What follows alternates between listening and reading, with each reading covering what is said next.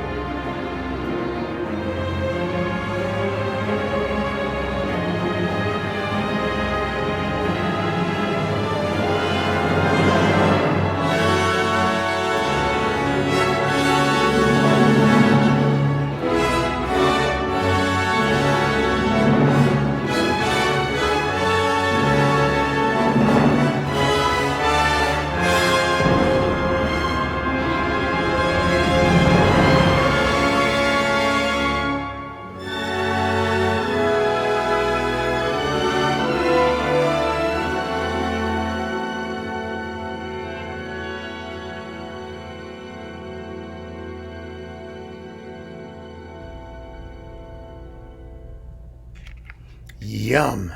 Yum, yum. Really, really hot.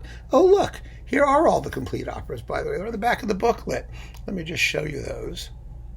There we go. So you see, they exist, and you can get them if you want. But that is a wonderful performance, and boy, isn't that just an evocative and pregnant, in the best sense, prelude. Oh boy, oh boy. So disc 2 contains his D minor symphony with Anthony Beaumont conducting it quite ably. And that's in D minor, and it's really a lovely work. It's a very attractive piece. His next symphony is in B flat major. It's also a lovely work. And you really should hear these. These symphonies were in the tradition of Brahms, basically, maybe a little bit more, but Brahms admired Zemlinsky and promoted his work, which says something, because Brahms was not one to promote with anything that he found less than first class. And of course, Zemlinsky's stylistic evolution goes right up to the edge of atonality without ever stepping over. And that's sort of the cool thing. He wouldn't go as far as his friend Schoenberg did. And they were friends. They were brothers-in-law. In fact, Zemlinsky's sister Gertrude married Schoenberg. So they got along, So anyway, after that, we get the Sinfonietta, which is from 1934.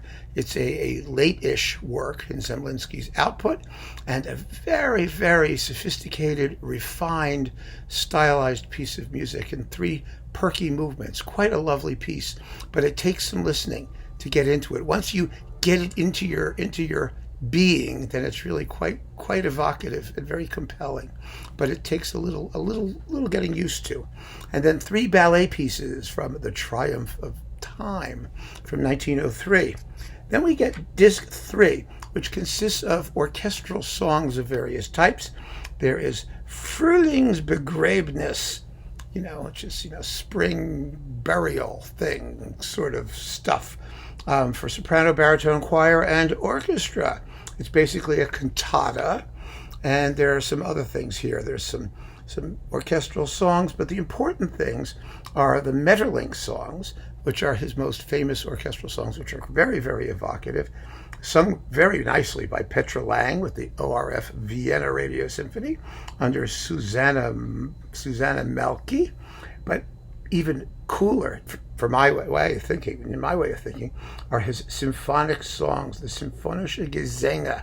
This is Opus 20. He didn't have that many opus numbers, but those are from 1929, and they set it's American poetry, Harlem Renaissance poetry, and they are gripping and gut-wrenching and dark, very dark. They're poems about racism, and something that Zemlinsky was extremely familiar with, given his experience with the Nazis.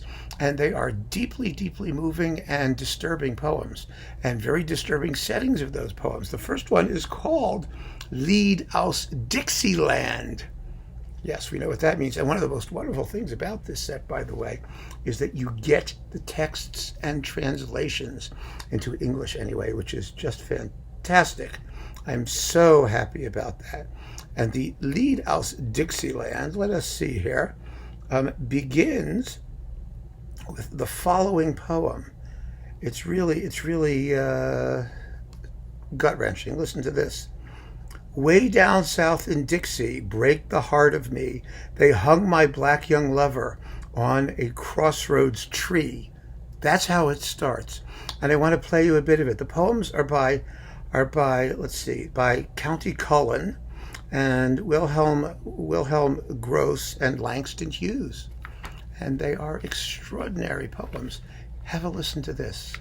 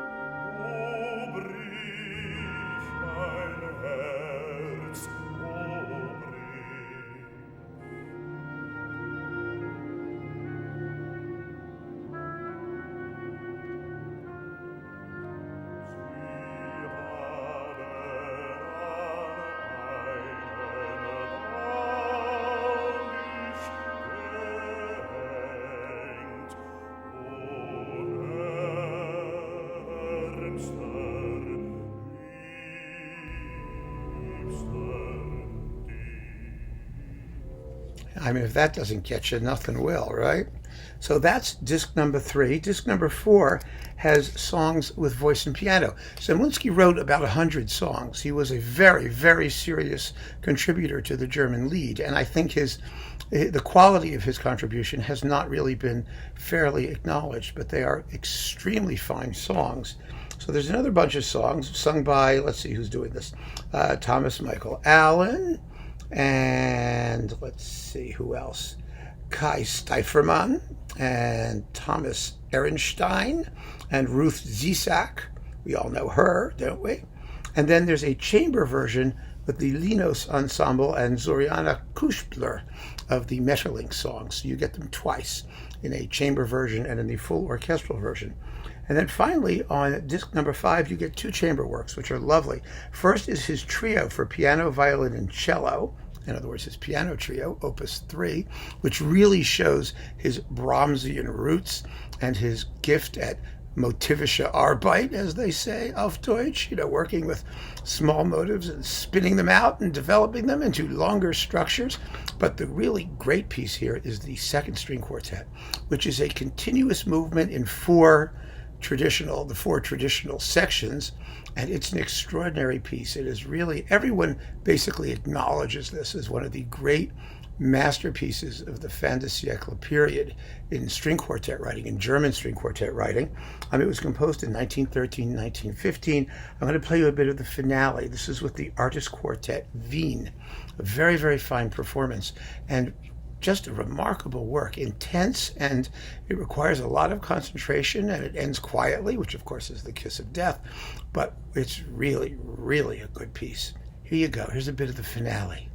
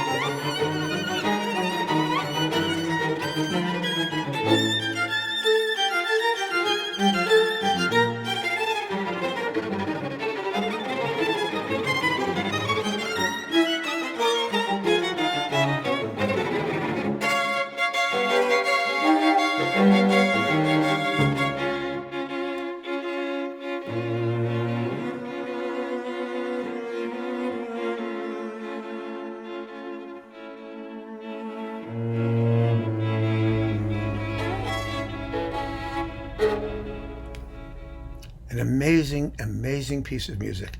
So this particular anniversary edition, and the anniversary that we're referring to, hold it a minute, is, let's see, his years were, there we go, 1871 to 1942. So it's the 150th anniversary of his birth in 2021.